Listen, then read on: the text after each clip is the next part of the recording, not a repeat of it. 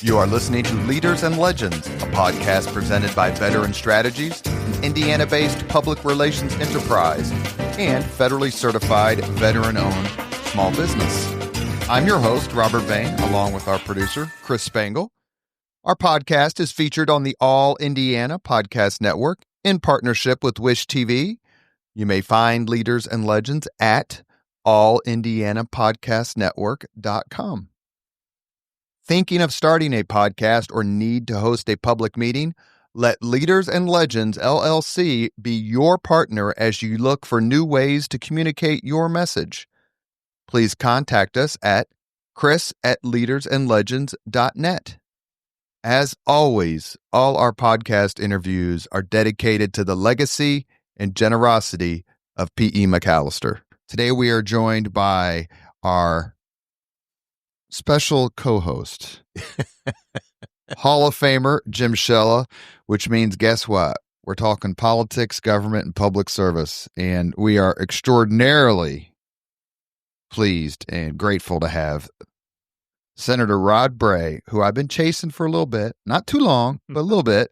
He's very busy, but he is President Pro Tem of the Indiana State Senate and has been for the past almost 7 years, I believe. That's right. He has a long history of public service. His family has a long history of public service.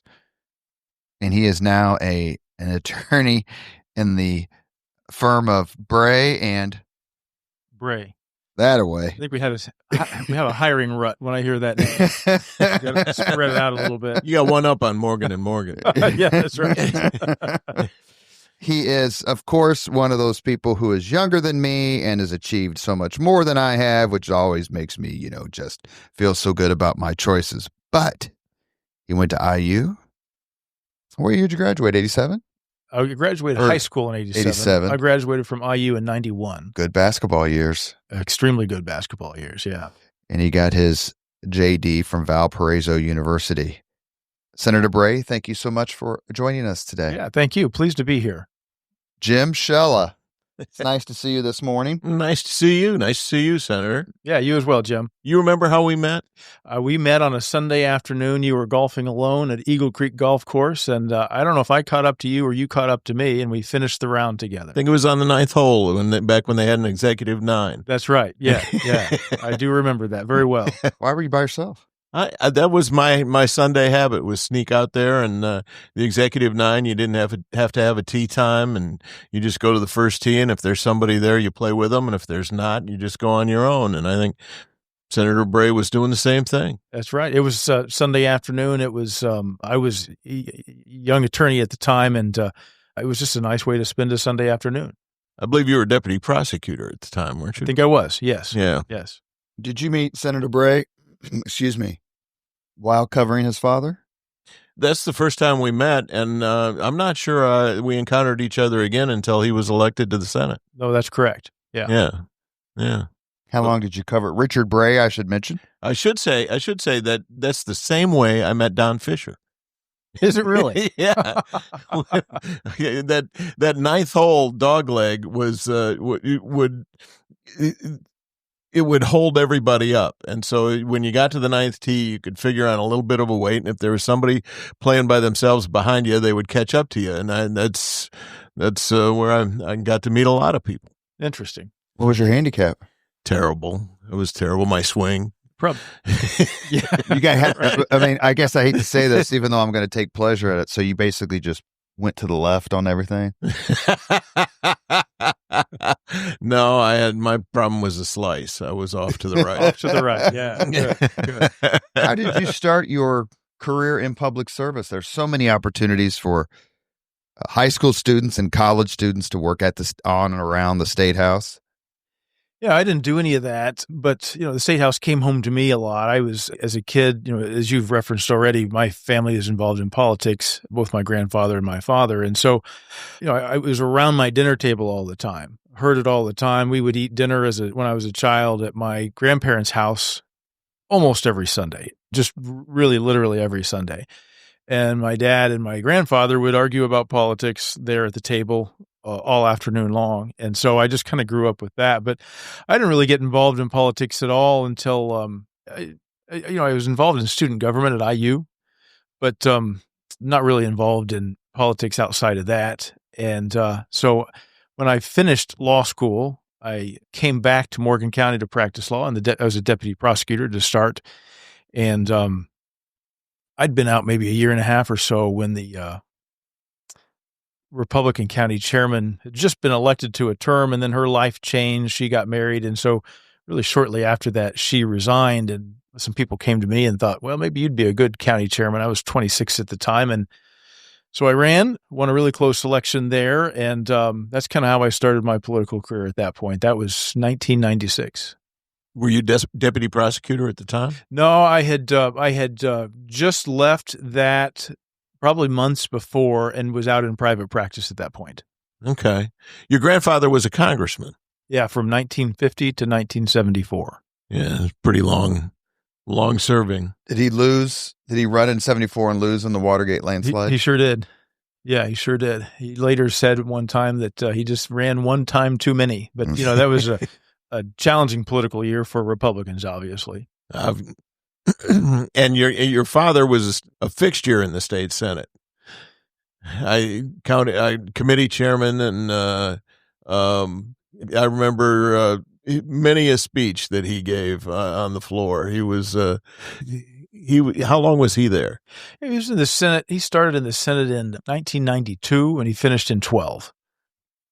And he served in the House a little bit before that. So, it's something that was really important to him. I think that part of his career was very significant, something he enjoyed very much. I mean, you grew up with this, you witnessed it. Is it something that you felt like elected office was something you needed to do? The answer to that is really I bounced around on that. When I was in my 20s, including when I first ran for county chairman, I thought for certain I was going to run for something. Didn't know what, but I had some ambition to do it.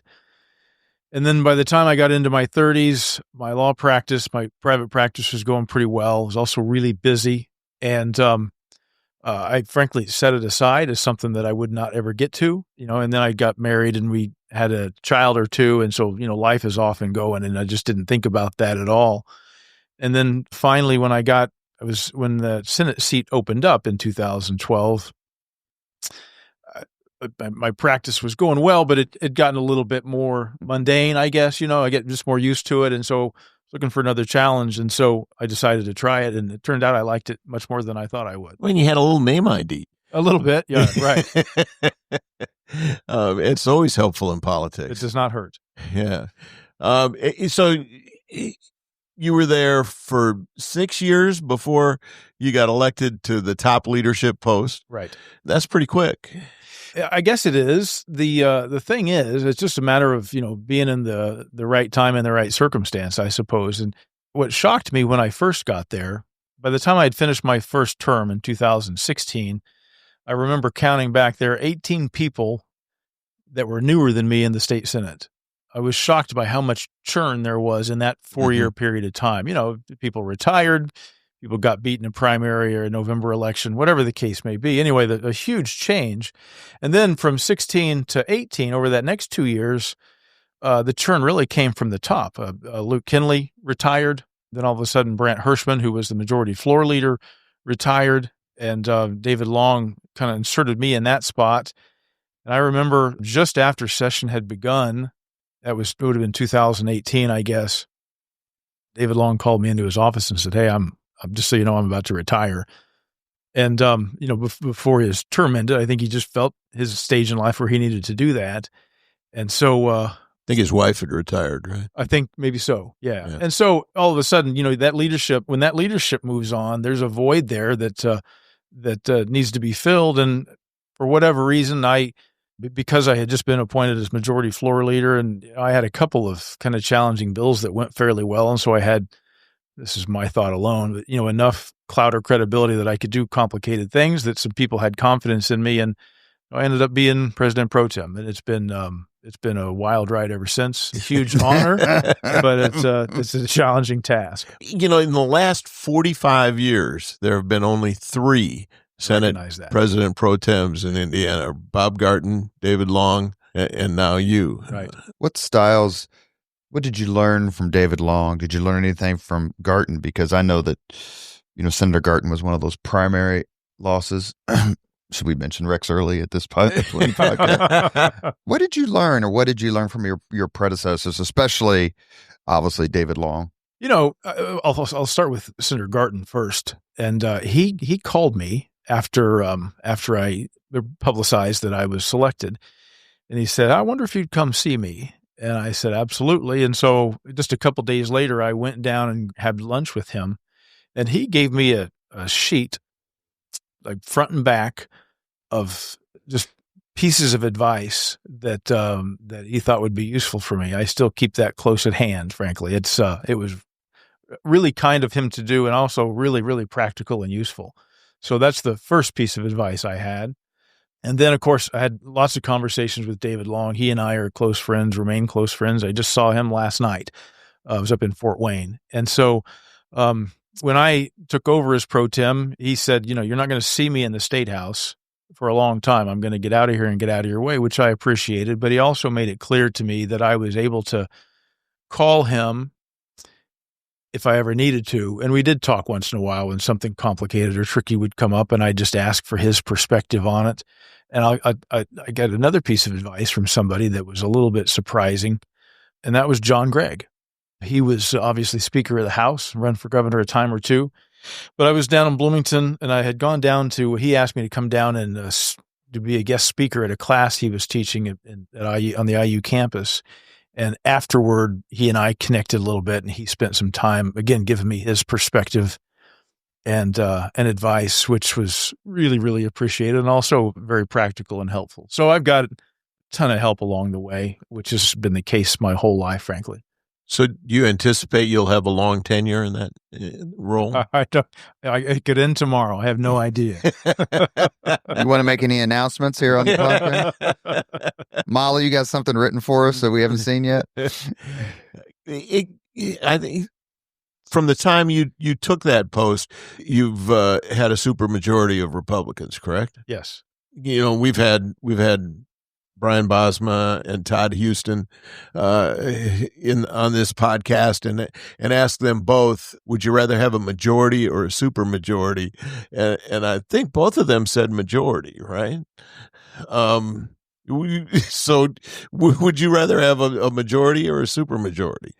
Yeah, I don't know if I can answer that. I certainly would rather have a majority than a minority. I can tell you that. I understand that. But when it comes to, the supermajority has very specific challenges, right? I mean, you've got a lot of all your enemies are in the room, right?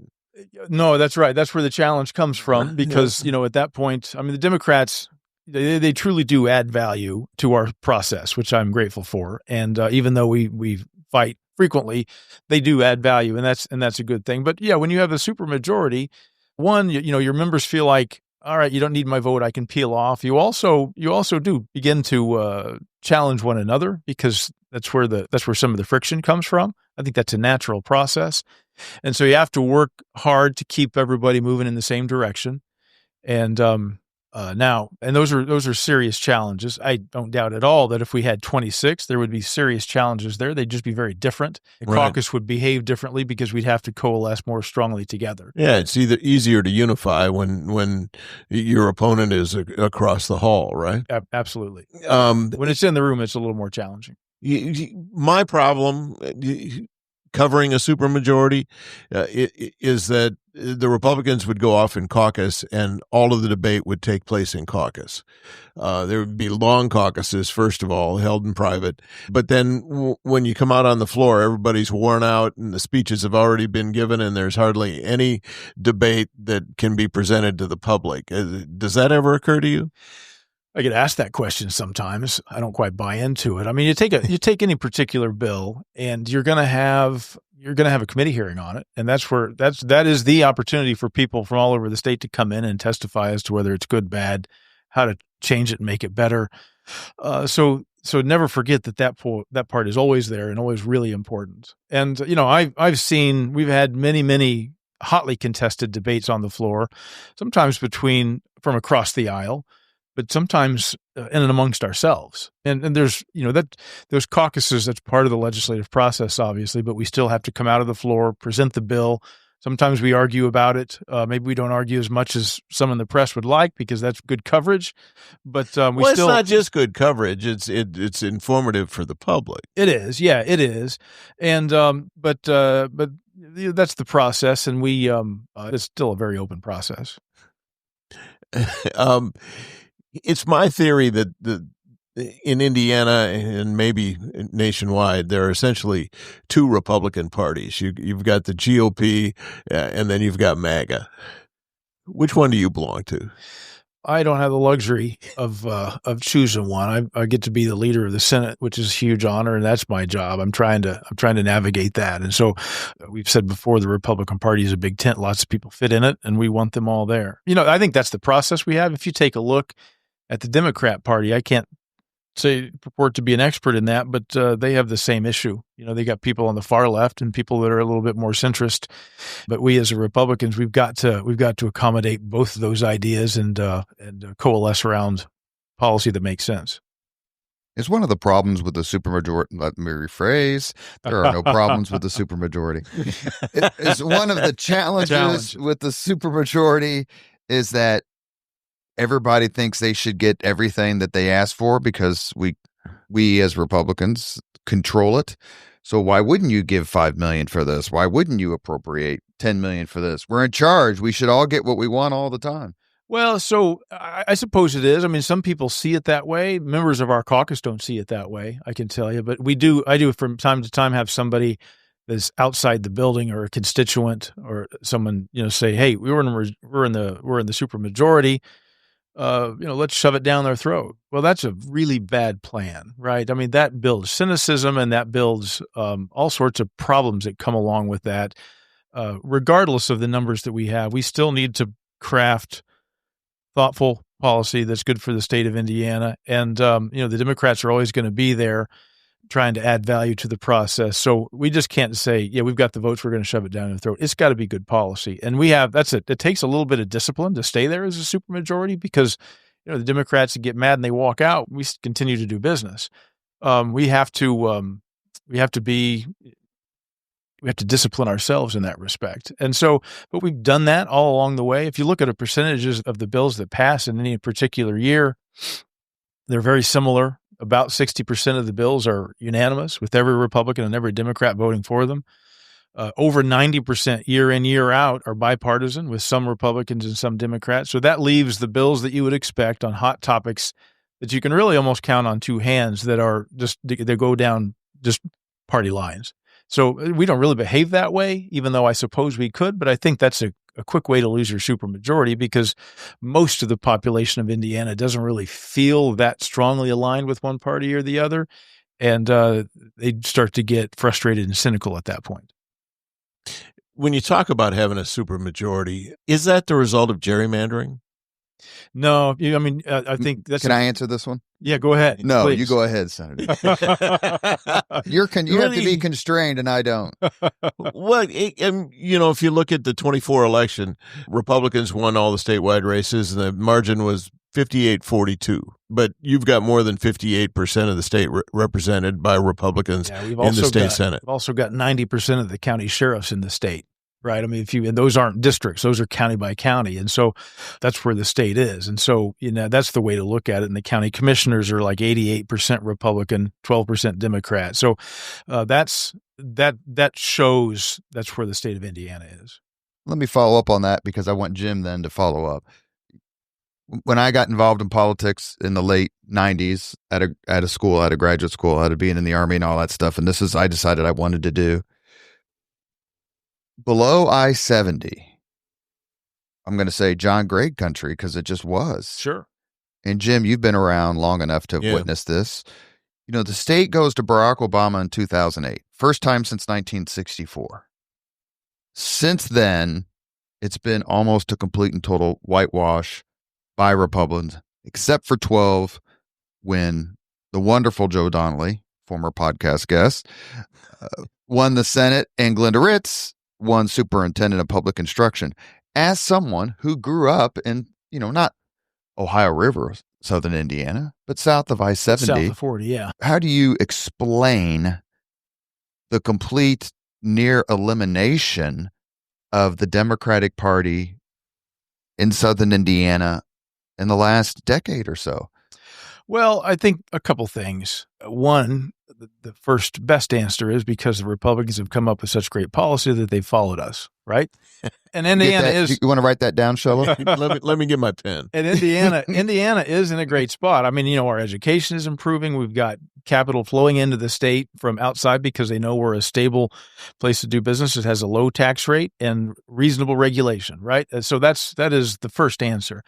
The second thing is that, Southern Indiana is full of like some union folks that are hardworking and have long been Democrat because, there's the association with the union. Well, that has changed. I think a lot of union members now are no longer part of the Democrat Party. They don't see themselves necessarily as aligning with the Democrat Party stands for, and so they've moved to the Republican Party. But yeah, you're right. And not too long ago, 20 years ago, everything south of certainly south of Bloomington would have been pretty solidly Democrat, and there's not one down there at all now.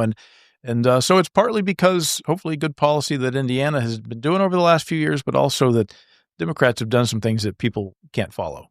Some of it's demographics, too. I mean, you got suburban Louisville moving into Indiana and suburban Cincinnati. That's probably true. And the Democrats in southern Indiana were always conservative Democrats. Absolutely right. Yeah. So it didn't take a lot to flip some of those people. But Jim, you covered it. It's not that long. I mean, I guess it's 20 plus years now, but it's not that long ago that the Democrats they controlled the House. They had the governor. They had more than one or at least one statewide office. That's the phenomenon in Indiana politics that to me is the most fascinating. Not just because they came to my side of the aisle, but historical trends for voting and voter identification are so fascinating. What do you think? I mean, Barack Obama did win it in 8. It was close, but he did win. That if I was a Democrat, I would think, wow, then you win 2 elections in 12. We're have some momentum here. And then it's just disappeared.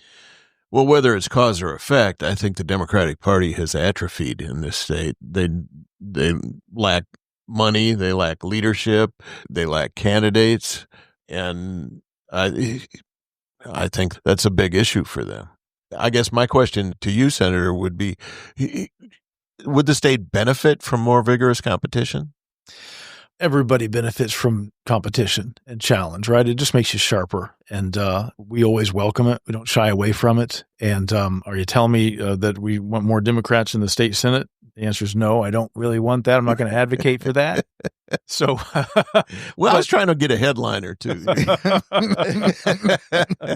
But no, you're right. I mean, but we're all better when we're pushed, and we're made to bring our A game. I feel that every single day.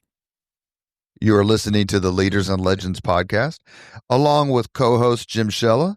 We're having a fascinating conversation with President Pro Tem of the Indiana Senate, Senator Rod Bray. Senator, is there a particular Hoosier leader and or legend you admire most? Oh, there's a lot of people that I look at and admire. I mean, we've had some great leaders over the years. Otis Bowen was a fantastic governor for us and pivotal in the state of Indiana on lots of things, including education and tax reform. Mitch Daniels, obviously, more recently has been fantastic. I think my favorite figure, though, would be Oliver Morton, governor at the time of the Civil War, who was a huge help to Abraham Lincoln, at least as I understand it, when there was a Democrat-controlled House at the time that the war broke out. But Governor Morton was very, very serious about being supportive of the Northern effort, and but the House didn't pay to pay the troops, and he paid it himself. And later got paid back by the state of Indiana, but it was so important to him that he started paying them himself. And so he borrowed money from Wall Street. Correct? Borrowed money, and took care of it himself. Well, he was elected senator and gave up the senator, switch from senator to become governor. That's how much he wanted to help Indiana. Thought he could do it better here at the grassroots level. That's why there's a statue of him in front of the State House. Yeah, it's inspiring leadership is what it is. Yeah, so he's one of my favorite figures. He was Governor Bob Orr also held Governor Morton in high regard. He named his dog after him. Oh, is that right? Named him Morton or Oliver? Oliver P. was Oliver the dog. P. Oliver P. That's why we have Shella on the podcast. That's right. We got trivia. As president, do you have to choose good cop and bad cop almost every day? Some folks listen to reason and you're like, we can get there. Other folks require a bit more attention within your caucus or within the Senate in general. Yeah, the challenging thing about the State House generally is there's lots of personalities there, right? And they're all strong. And like I like to say about the General Assembly, you got 150 Type A people there. They weren't probably valedictorians, but they were class presidents. And big difference. Yeah, but they all think they're the smartest person in the room, including myself frequently. And so you got to navigate that, because you bring a bill and there's 149 people who think they've got a better idea for it. And so that is the legislative process right there. I don't really ever look at it as good cop, bad cop. That's really not it. But it's got to be a collaboration. You got to know, understand the personalities of people and what makes them tick and how to get them to yes sometimes. But it's all a matter of collaboration and persuasion. And it's a part of the process, frankly, that I find pretty enjoyable. You obviously had a tremendous mentor, both in your father and grandfather. But as a leader, one of the top leaders in the state, I'm not saying you have a responsibility to be a mentor to others, but perhaps you feel like this is one of the ways that I can give back. How important is it to you to mentor young elected officials, not just in the State House, but in your home county and throughout Indiana? It's absolutely important. Look, I say this to young folks all the time. I mean, who ask me about my career or where I'm at. And as I've already mentioned, you got John Gregg and David Long and Senator Garton, who all were very helpful to me when I started in this leadership position. But there's more than 1,000 people who've been pivotal in helping me get to where I am, from, getting to and through law school and starting my legal career. There's no scenario where I am sitting in this seat talking to you guys right now without all their help. And so I look at that as a part of my obligation to be helpful to other folks too, because, you see there's so many really bright, talented young folks. They come through our internship programs. So people just reach out to me and say, hey, any chance to talk? That's hard to do because I'm busy, but when I have a chance to do it, I do it, because I think that if I can be helpful, I owe it to them, because so many people have been helpful to me. In the last couple of weeks, you've had a couple of meetings with Vice President Vance and one with President Trump. To what degree do you look to Washington for guidance? Well, so, they're the head of our federal government, and it's a huge honor. Like when Vice President Vance came here to Indianapolis to speak to us, a huge day in my life, frankly, to have a chance to speak and meet with a sitting vice president, and not just a handshake, but to sit down and talk policy. So that was absolutely. Well, you've spent a lot of time with Mike Pence, haven't you? Oh, sure. Yeah. And that's a huge deal too. Now, of course, I knew him beforehand, so it feels a little bit more familiar, but nevertheless, I mean, that's a big deal. And so you cannot discount the federal government, the president of the United States or the vice president of the United States, when they say that something's important to them. Then it becomes something that you have to give very serious consideration to. On these bigger issues, how important is it that you have such a strong relationship with Todd Houston, who is one of my absolute favorite people in this state?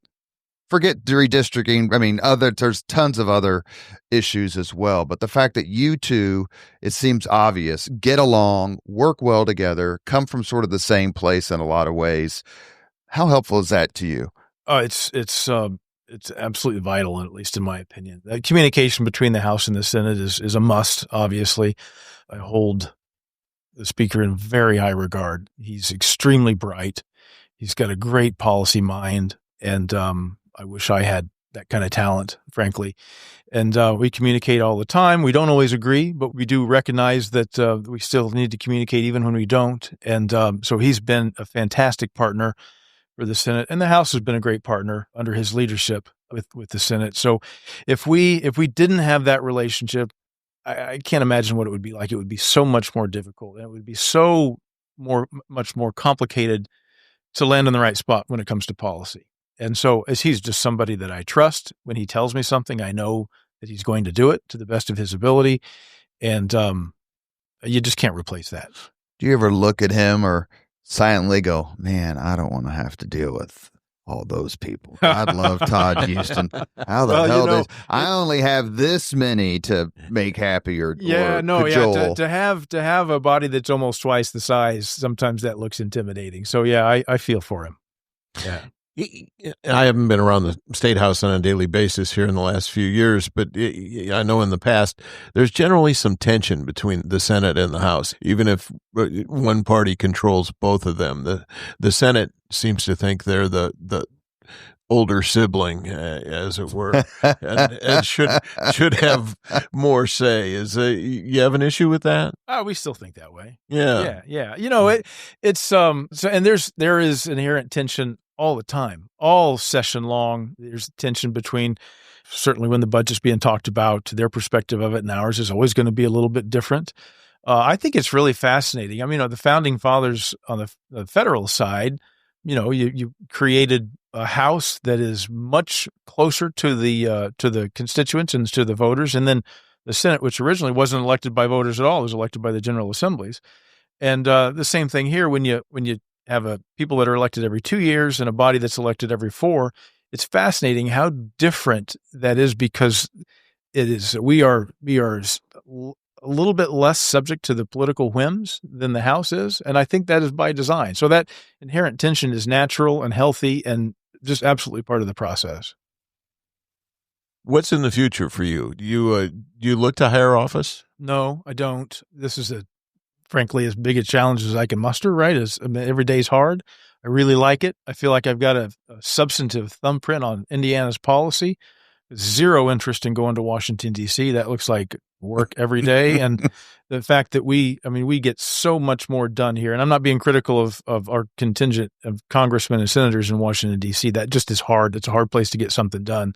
What I really get joy and meaning from is when we finish a legislative session, I can look back to half a dozen things that we completed successfully that is going to have a positive impact on Indiana. And that just looks a lot harder to do in Washington, D.C. And I like to sleep in my own bed. What do you see as your biggest accomplishment?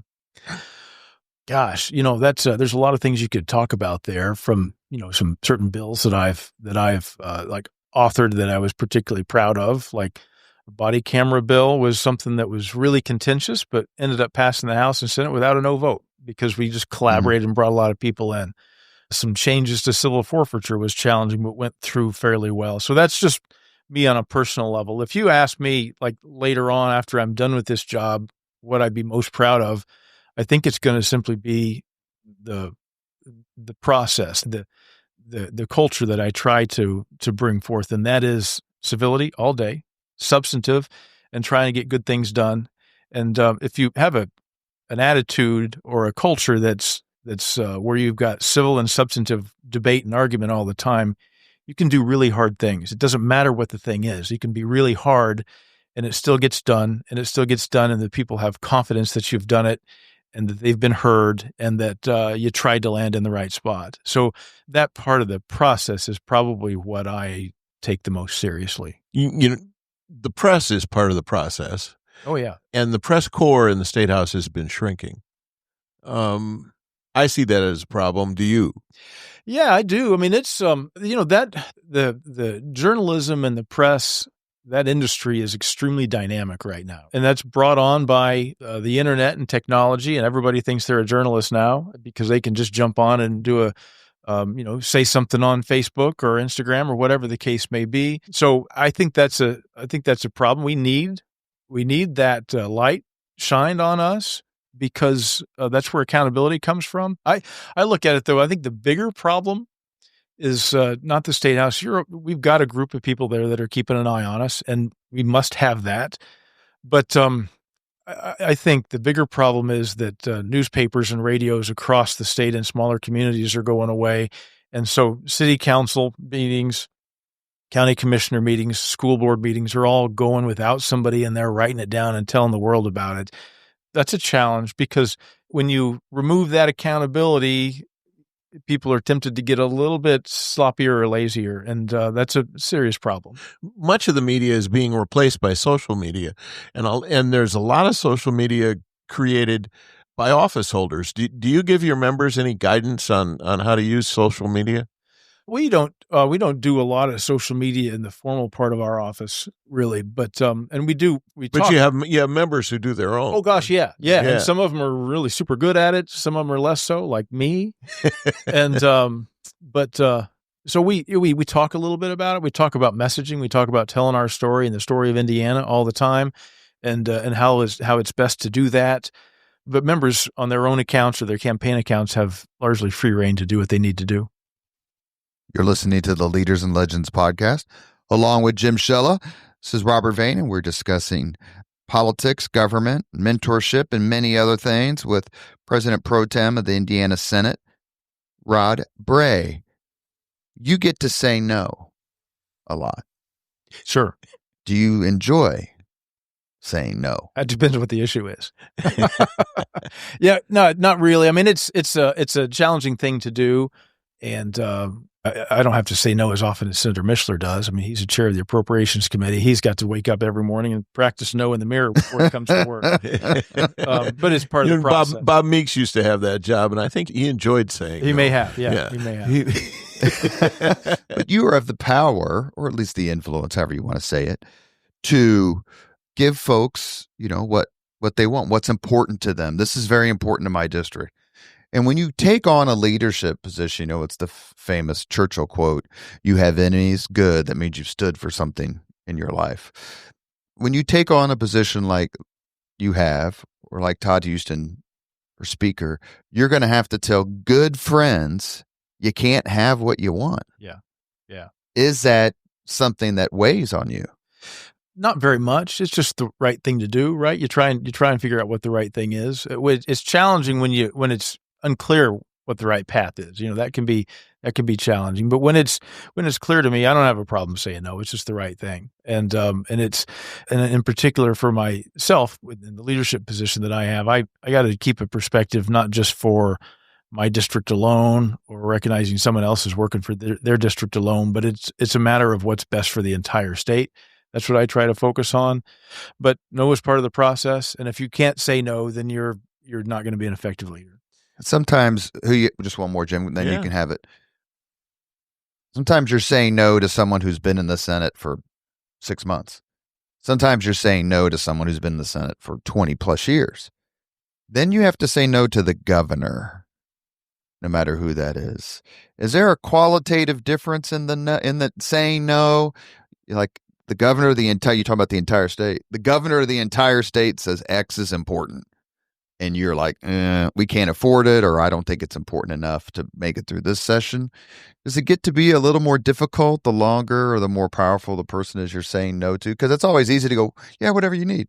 Yeah, I suppose it is more difficult, but here's the reason why. Is that like if you get a brand new senator that comes in and I have a conversation with them, maybe it's no because they don't understand the process. It's not the time, whatever the case may be. And they also understand that, there's a process here that has to play out. It's the governor of the state of Indiana was selected by everybody in the state of Indiana. He's the one person in the executive branch that is in charge of making policy. So just inherently because of that position, you have to take it very, very seriously. It's still, it's appropriate sometimes if it's the wrong policy, if we as a Senate feel like it's the wrong policy to say, no, sir, we don't feel like we can go that direction. And because he's the executive branch, we're the legislative branch. Again, back to the inherent tension that Jim Shella mentioned, that's another very healthy part of the process, and it's supposed to be there. And so is it harder to say no to the governor? Yeah, because of the position and they're a separate branch of government. You got to take their position very, very seriously. But it's also, again, important. The state's had some financial trouble recently. We've seen layoffs of state employees. Are things right-sized? I'm going to push back on the premise of the question that we've had financial trouble. I don't think we have. I don't remember in my time here seeing state government layoffs before. Well, we're not doing it because we can't afford it. We're doing it because we're trying to bring some government efficiency. I mean, if you watched our budget process play out, there's a forecast that was given in December. And then there was a trued up forecast that was given on April the 16th. And that forecast, I mean, the money didn't go away, but the forecast was shrunk to the tune of $2.4 billion. And so, when that happens, you got to make hard decisions. We have every intention, as we always do, of passing a budget that is fair and truly balanced and spends within its means. And when you got to give yourself a $2.5 billion haircut, you got to make some hard decisions. And sometimes that means shrinking government. And you can't tell me that there's not opportunity to shrink government. There always is. So, in fact, after that, and even though we cut $2.4 billion from the budget, we still increased school funding 2% the first year and 2% the second year. We were particularly proud of that. And, so, it's called managing our affairs. And after we finished that budget process, Moody's has still given us a AAA credit rating and talked about how effectively we were able to make those difficult decisions.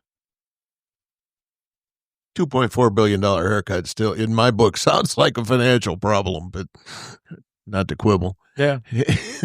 Well, it's different than it has been for the past 20 years, but the last time a Democrat was governor, you covered that. You want to talk about that budget haircut and drama? I do. What I learned then. I won't tell Pat, I promise. Right. Let's not bring her into this. But what I found out then that sticks with me is that the state had money hidden all over the place. They were pulling money out of accounts that I'd never heard of. Really? Oh, yeah.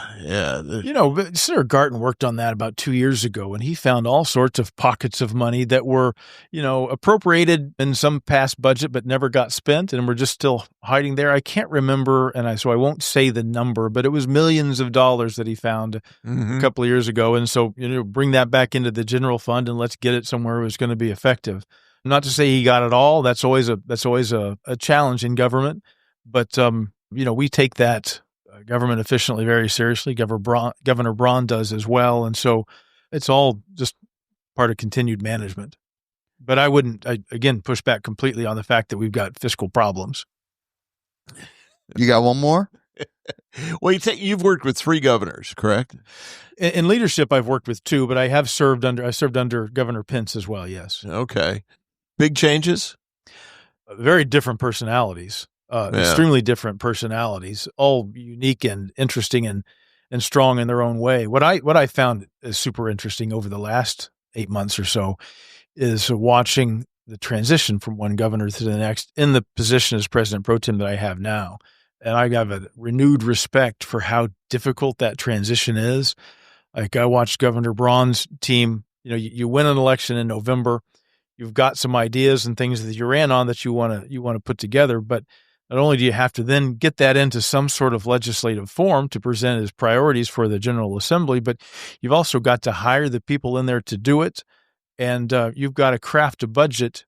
You've got to finish your budget really before you've taken the oath of office. And so trying to get all that done is like the old analogy of building a plane when you're in the air. That's what it was like. And so that's a huge challenge. So it's been really interesting to watch that from the perspective of President Pro Tem of the Senate. But I have enjoyed all of them. I continue to have a good relationship with Vice President Pence. When I see him, Governor Holcomb and I built over those years a very strong relationship over some really hard issues. And not every conversation he and I had were good or friendly.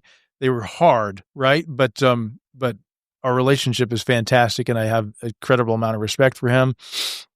And and Governor Braun is now fully engaged, and we're working through trying to make the best policy for the state of Indiana. So they've all been very different, but unique experiences. Everybody I know who went to Indiana University would go back to Indiana University tomorrow because it was that much fun. Are you in that category? I am. Did you live on campus or did you commute from Martinsville? No, I lived on campus. I went as a freshman, I moved into Wilkie Quad. And then the next 3 years I lived in the Lambda Chi house on 3rd Street. And those 4 years were fantastic. I learned a lot. I was, intellectually really stimulated, but also just had an awful lot of fun. We'll leave fun undefined. There you go. What was your first, I said a few minutes ago at the start of the podcast, actually, you and I are considerably older than Molly Swigert, correct? And we're considerably younger than Jim Shella. So what is your first sort of political memory? Oh, wow. So my first political memory, let's see. The thing that jumps out the most is I remember coming in the house. I guess this is a political memory. Coming in the house from a kid playing in the yard, and my mom was yelling that the president had been shot, and it was Ronald Reagan when he got shot. And I don't remember exactly what year that was as I sit here right now. March 30th, 1981. Well done. Yeah. Okay. Because IU won the national championship that night. Yeah. That night? They beat North Carolina that night. Wow. That was a big day. It was a big day. Yeah. Anyway, but that's when I remember. But I do remember when I was younger than that. Like I referenced before, like listening to my father, my grandfather argue. They talked about, my grandfather when he was in Congress was minority leader of the Armed Services Committee in the House, and so during Vietnam. Yeah, and so I remember he and my dad arguing about Vietnam and the challenges of it at the dinner table, fairly passionately, and they never got angry with each other. It was not that at all, but they just were really passionate about the policy and what was going on and what was the right thing to do. So I listened to that as I sat there and ate. I didn't engage in it, but I listened to it. Jim, what was yours? I don't know that I've ever asked you that. Yeah, I think my first political memory is probably following the Nixon-Humphrey race, and so I grew up in Minnesota, and so Humphrey was favored son, and we kind of hoped he'd win in '68. Yeah. And then I can tell you, I went to Minnesota Boys State in '71, and Humphrey came and spoke to us. Cool.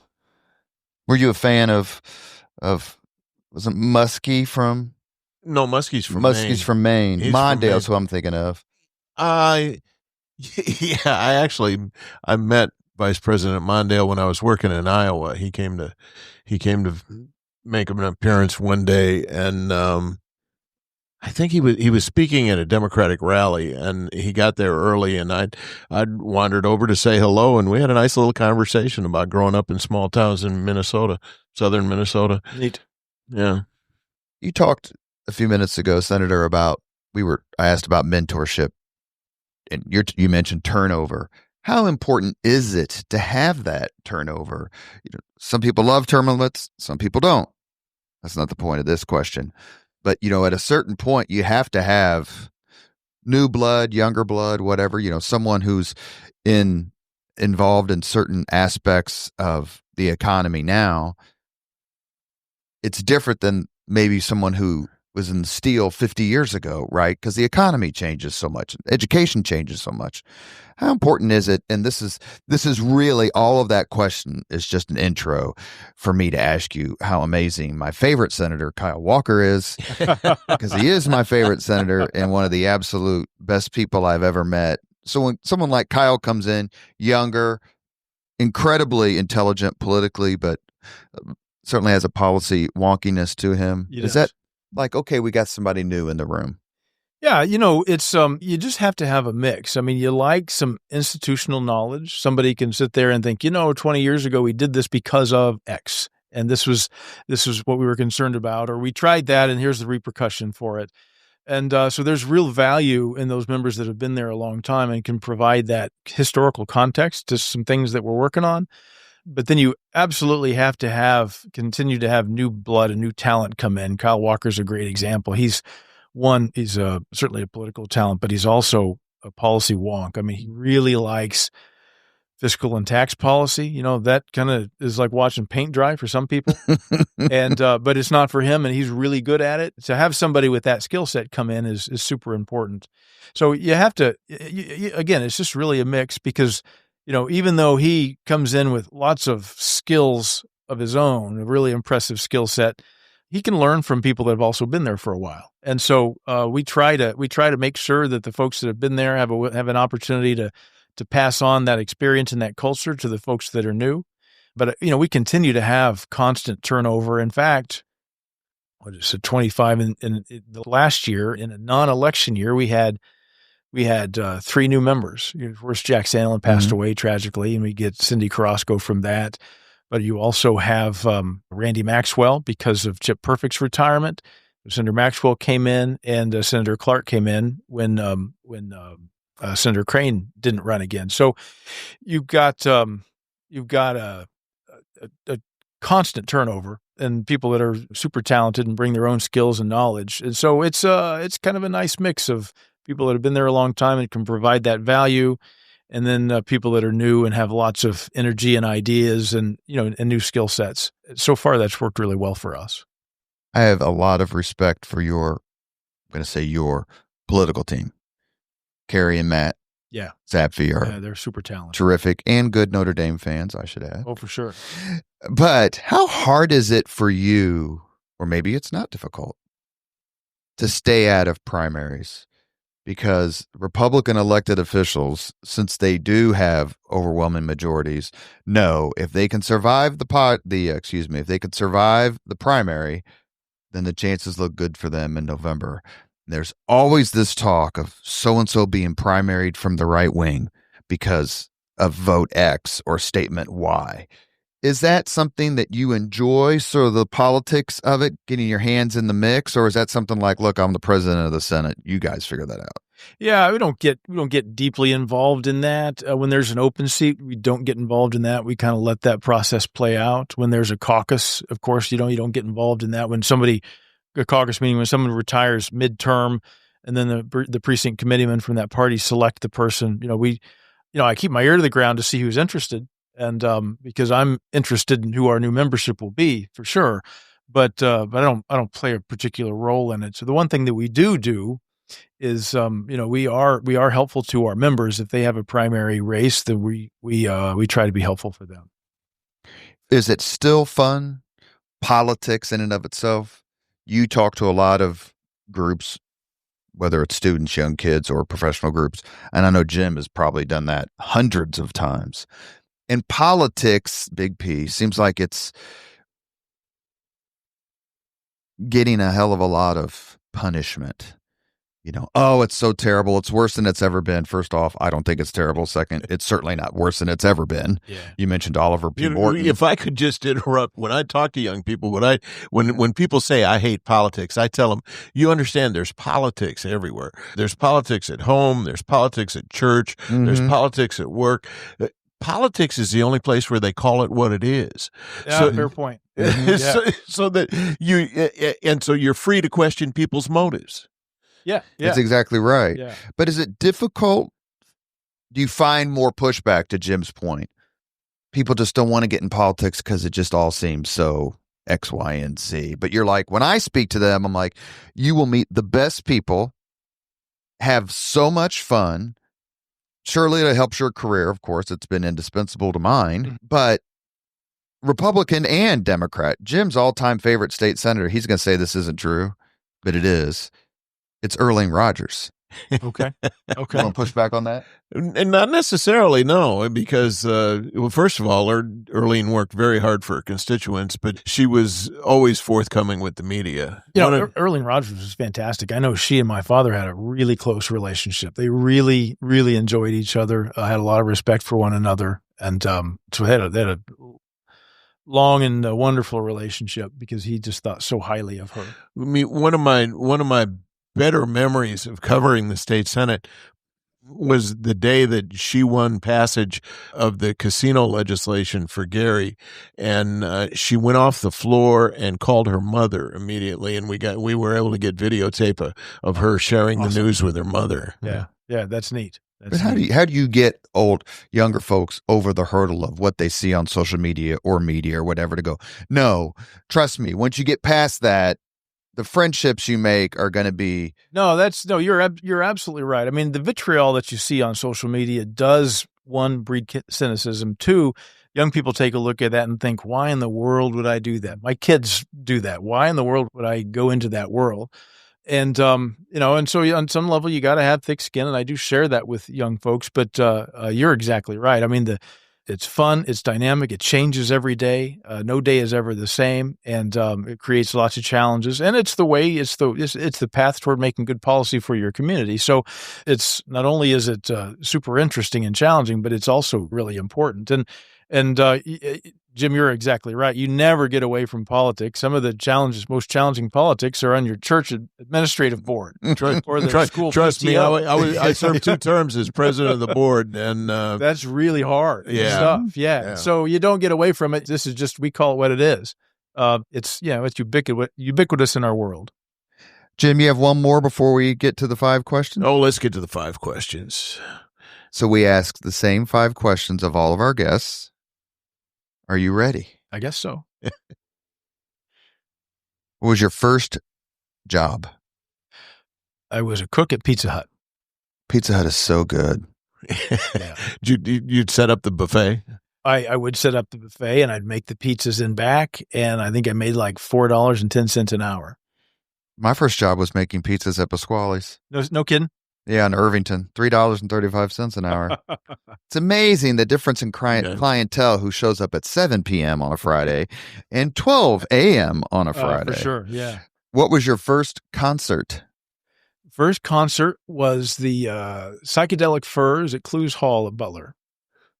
The Psychedelic Furs has never been an answer to that question. No judgment, just never been an answer. What kind of music did they play? Oh, they were sort of a punk rock. I'd say. Yeah, a little alternative back in, that was probably 1985, 1986. Very MTV. I suppose so. Yeah, big on MTV. Molly, shout it. What was your first concert? McIntyre and Todd Carson.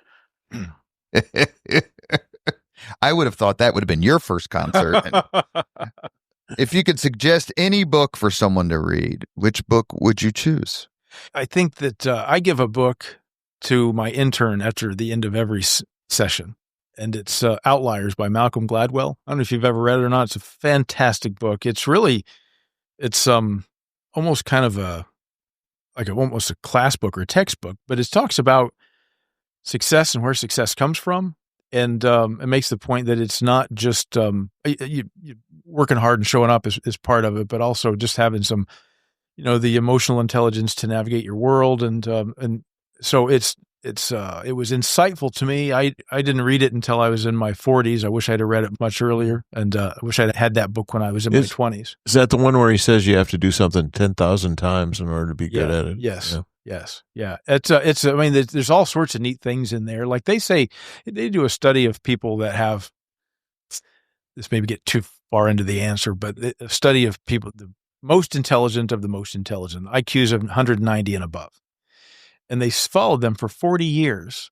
And there's a pretty good number of people that they followed. And the results of the study was fascinating. They were so excited we're going to see these people cure cancer and, be federal judges and doctors and all these sorts of things.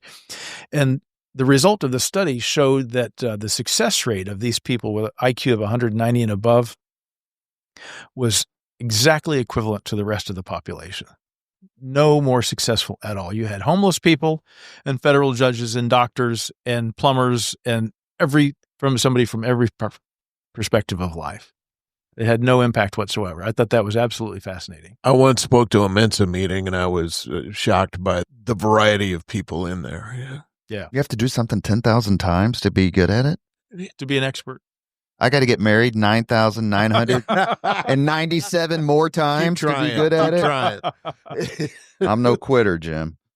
Number 4, if you could witness any event in history, be there in person as it happens, which event would you choose? I don't know. There's a lot, right? I mean, I'm a big Lincoln fan, so there's lots of things that he did that I'd like to watch. From the second inauguration to the Gettysburg Address. But one that's really neat for me that I learned about in my history major when I was in college would be Martin Luther when he went and nailed a list of grievances on the cathedral door in 1517 and started the Protestant Reformation. In Württemberg? Yeah, absolutely. And changed the history of Europe and the world forever. Are you Lutheran? No, I'm Methodist. Methodist. Okay. I'm Lutheran. Yeah. There's your chance to repent.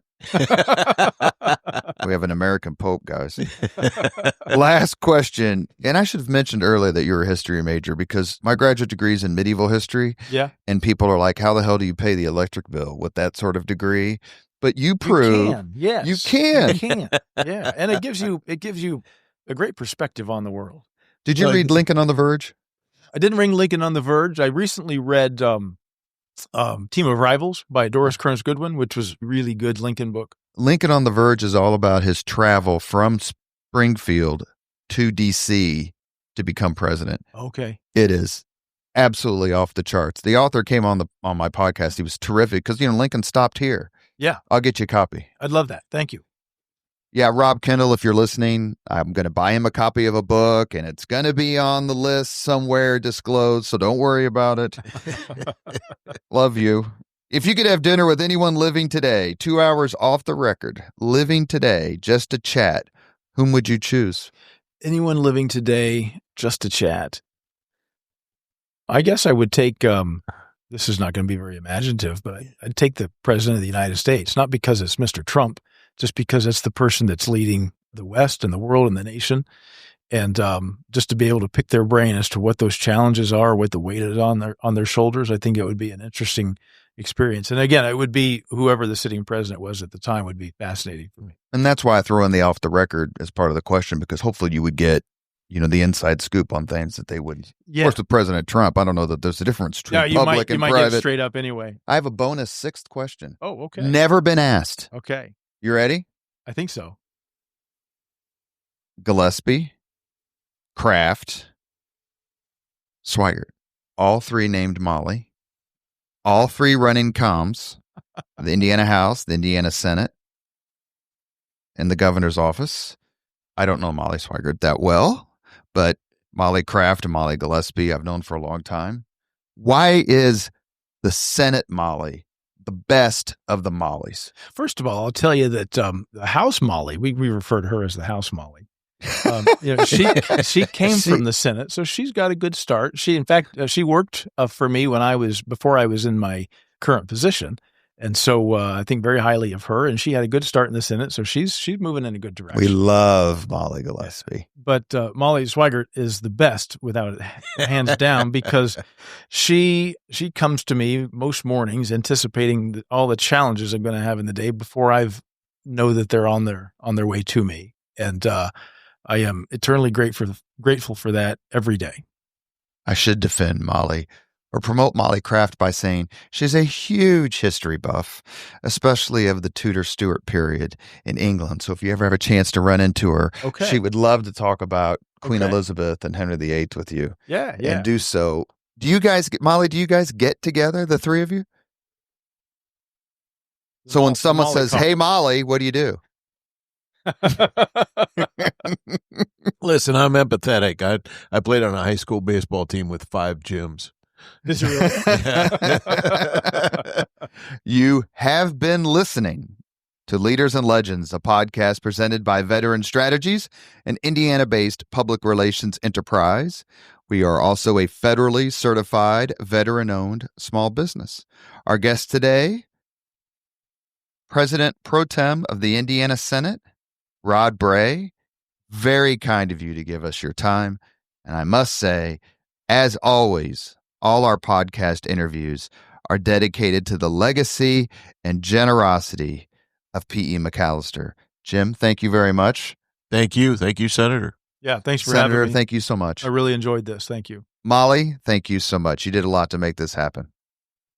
Thank you very much for listening to Leaders and Legends, brought to you by Veteran Strategies Incorporated. If you want to contact us about this program or our menu of public relations services, please send us an email at robert@veteranstrategies.com. That's robert@veteranstrategies.com.